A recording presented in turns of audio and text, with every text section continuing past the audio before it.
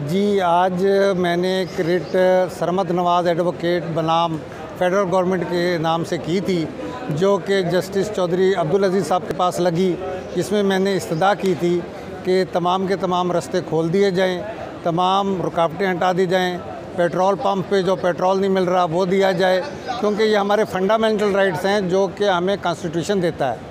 चौधरी अब्दुल अजीज़ साहब ने उसमें गवर्नमेंट से कमेंट्स मांग लिए हैं और साथ कहा है कि जो सुप्रीम कोर्ट का फ़ैसला होगा उसके तहत इसका भी फ़ैसला किया जाएगा।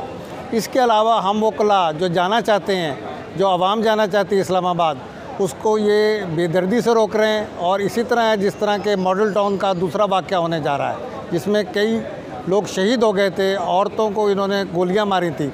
अब भी उसी तरह है, वही वज़ीर दाखिला मरकज़ में चला गया है, वही जो चीफ मिनिस्टर यहाँ था वो वज़ीर आज़म बन गया है, और ये तमाम लोग आवाम का हकूक़ गस्ब कर रहे हैं। उसके लिए हम अदालतों में भी जाएंगे और सड़कों पे भी जाएंगे, लेकिन हम पुरअमन रहेंगे।